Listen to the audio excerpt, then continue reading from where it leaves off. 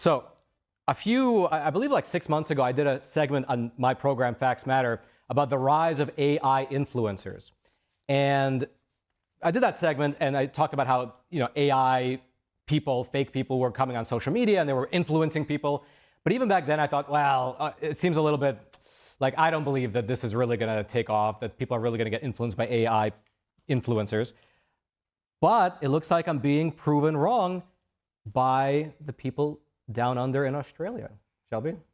Yeah, so Roman, I think you might be in trouble with that prediction because an Australian radio station actually successfully, in their minds, has run a program for the past 6 months where the host of a weekday commuter, radio station, they specialize in pop music, this kind of thing, has successfully been running this program, again, 6 months, but they didn't tell anyone that the host was not a human being. So it's a radio program? Yes, it's I thought it was a TV program. Was it a call-in show? No, it's not. That would be good. They're like, I did not recognize your question. Press 1 if your question was this.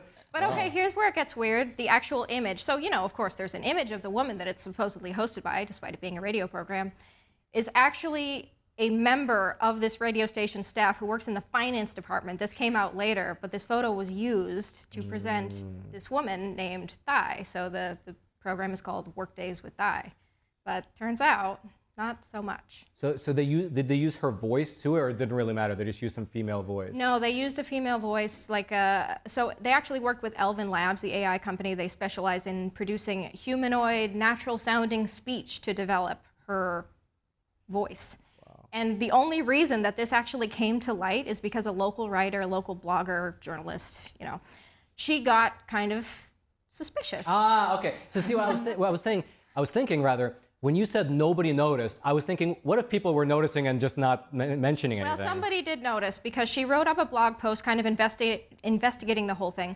She was pointing out facts like, this woman doesn't appear to have any kind of a last name or a social media presence. I was going to ask about being that. a 20-year-old influencer. Or this kind of thing. There's a lack of and That too. Things that normal people human. say. I know, like with animation, there's like the what is it called? Like the do that on purpose? The twice. Yeah, no, you would think like the uncanny valley hypothesis, where like if something is animated and it's somewhat close to human, people feel like unnerved by it. Because it's too perfect. It's too perfect. Yes. Did they recognize that in this radio? Yes, host? actually, that was the main factor that she cited that really tipped her off to dig deep into it, is because at the top of the hour, this host would give the same kind of verbal introduction, right, to start off the show at the top of the hour. Well, it turns out that the exact same wording, said the exact same way with the exact same intonation, came on air day after day after day after day. So that's where really investigative work, recording the same thing over and over again. I listened to the clips. It's actually very freaky. Yeah. Well, I would have just assumed that it's like a pre-recorded opening, though, if it's really the same. I wouldn't even like guess. It's presented as a live show, a live radio show. Interesting. With the date and the weather. I don't know. I'm just guessing. It's mostly a music station. I see. The parent company of this, so the program that ran it is called Kata Radio. Out of Sydney, but the parent company is the same that runs the Australian version of iHeartRadio. So what did not they a small say? company. So they were outed. Then what happened? They were outed, and then the project manager did come out later and post on LinkedIn that it was all about the good vibes and no actual human there. I'm not kidding. Ooh. The post has since been deleted, but that was the explanation, yes. And they called it like an experiment in the evolution of the media industry. An experiment in not paying people to be hosts. So is she still on? The show is still running. Wow. And there's still no mention of any of this on the website, by the way. That one LinkedIn post was really the only official notice, and that is now gone. So are you worried, Shelby? Am I worried? Are you fearful for your job? Well, I think maybe Roman might be the one who needs to be concerned about that. You can't even, you probably can see I'm a real human, but behind the camera, like, people assume I'm a real person, but they can't actually know that for a fact, as is. Okay, so because of the perfection problem. right, Exactly. See, I'm an advanced AI, if I am an AI, so I add the imperfections. Someone left a comment under one of our videos recently saying I add too many vocal fillers. Well, Do I? Or do I add them in order to appear more human? People might notice, that's the thing though, because there are a whole bunch of studies that, and they all land right around the same conclusion, that humans are genuinely terrible at distinguishing AI versus not. Oh, I thought that was it. I thought that was like, humans are genuinely terrible, period. You can get away with it, just kidding. I mean, you do wonder like how many other radio stations or like little internet shows are doing that, and just people aren't picking up on it. I have an answer for that. Oh, yeah? If you're curious. I'm very curious. Xinhua News Agency, Chinese state media, they were the first to do it back in late 2018. Why am I in not November. surprised? Yeah, I know. They released two, one in English and one in Chinese, by the way. So But she was, take that into account. She was camera, right? She was on camera. No. This is before that. There were two men who were presented first. 3 months later, then the woman came, who was, generated by, or generated based on the actual main host. Did the of that English program. host have a Chinese American accent? I listened to a couple of clips. It's interesting. I don't think they have that implicit racism problem. They would just add they would add the accent without it thinking twice about it. So before we actually hopped onto the set, we talked about this topic, and all I have written here is Grace, the death of Pinterest. That's right, Roman. I didn't think that AI was going to come for me in my life this soon, but it's hit something, near and dear to me, and that is, aesthetics and pretty things and beauty and mood boards. So, every now and then I like to escape the horrid world of X feeds and just, political news and all sorts of horrid videos and go to a nice place full of lovely aesthetics and refinement and beauty tailored just to the things that I find pleasing, and that is Pinterest. But over the last few months, especially since the beginning of the year, I just noticed more and more and more AI images, especially ones for home design, for hair, for recipes. And it was just, every week it's just getting more and more and more. So last week I just thought, that's it. This is crazy. I must not be the only person noticing this.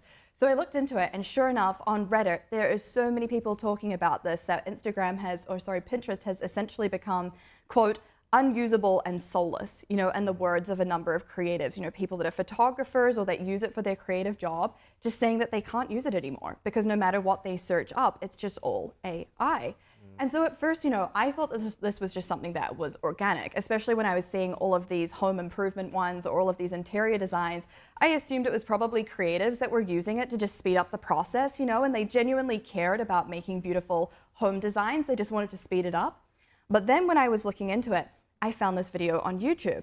And it was this guy that was basically promising you and teaching you, how to make $10,000 on Pinterest using AI every month. Of course. And so I looked into it, and this guy is using all sorts of different AI tools. He's not just generating images, he's making websites, he's making blog posts, he's making AI authors. And he says that he can make up to $10,000 a month doing about 50 to 80 pins a day, all through ad displays on all of these different websites. And he basically uses AI as well to find the most searched results. So like top 10 recipes, top 10 like cozy living room designs, all of these things.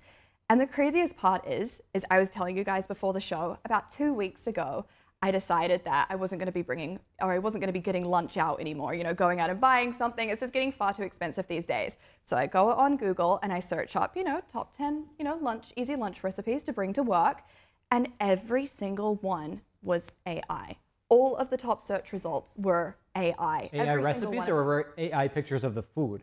All of the food was AI. So you don't even know if it tastes good. It's like ChatGPT telling you to blend certain things or making something But it was all AI. But then when I saw this video of this guy teaching people how to do this, I was just like, oh my gosh, that might have been what I was seeing. Just all of these fake recipes and fake blog posts, because then once you go into them, because he shows you how to do it. You have like the top 10, and if you like that one, you click into it, and then it takes you to a blog post complete with a fake author with a fake name and, a little image.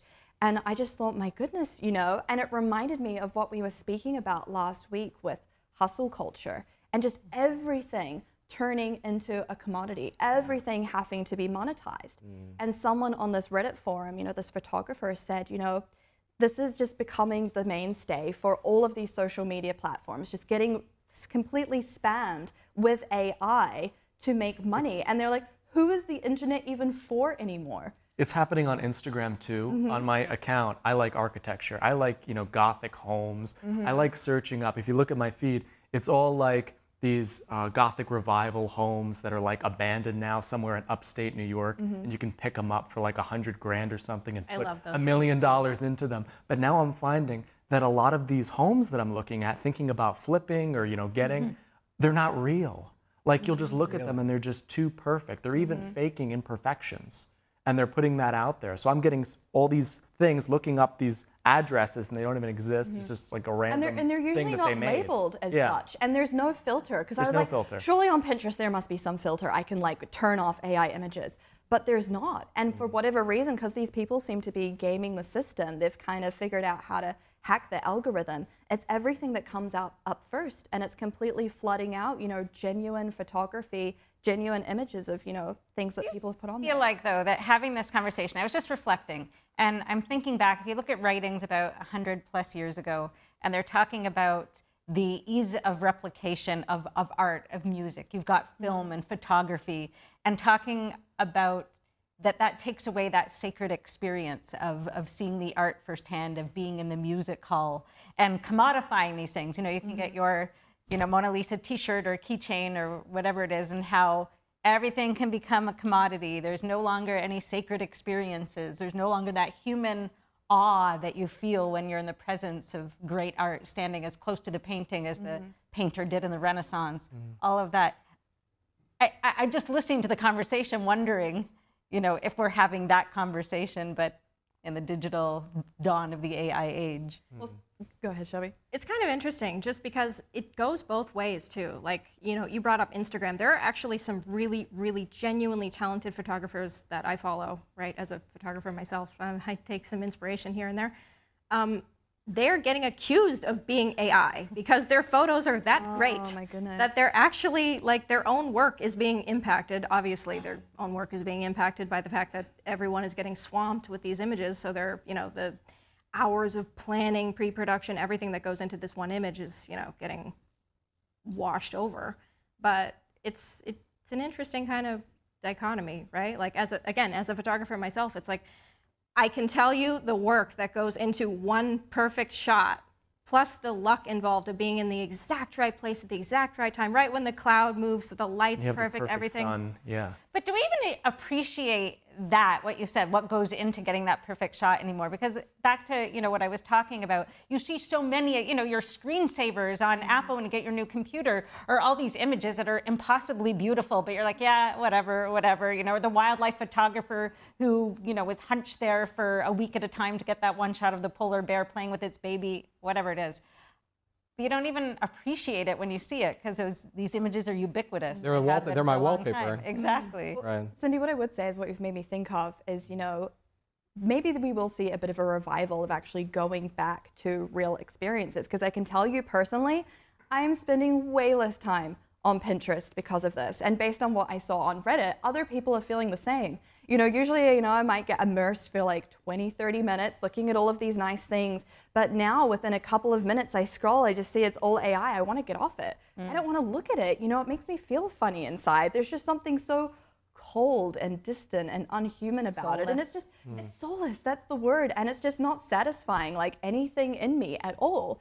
But if this does really continue this way with all of these AI images, videos like you talking about with the architecture and the homes, if that's what continues to flood these platforms and everyone, we're all humans, have the same feeling, it may actually like push us to go back outside, see things in real life, go to an art gallery, go and see that home, and then have, craving that real human experience, that you can't get why anywhere should a else. human bother to consume something a human didn't bother to make? Well, that's that's going to be the end state. It's going to be these individuals who know how to game the AI system to make money. There's going to be another set of individuals who are clicking on the links because they figured out a way to monetize that side. So there's going to be AI making links that are clicked by AI, and the humans are going to be outside. I'm like you. I hope so. I'm very optimistic, actually. I think the free market will figure this out, and people will walk away from those platforms and either create new platforms they just create new platforms, whatever that may be. Yeah. Or go outside and play more. Well, I was going to say that, but Make real art, meet real people. the platform might be outside. It might be a new platform. I'm optimistic for the future. I used to be more doomer, but not anymore. I'm very optimistic. Thank you so much for joining. All right, I know exactly what you're thinking. That was a great clip you just watched. Now, if you're watching on YouTube, make sure to follow and also check out either these videos or maybe they're on this side. I don't know which side they're on, but we set it up so these are the videos that YouTube is suggesting to you as the best ones that you'll probably like the most. So check them out, this side,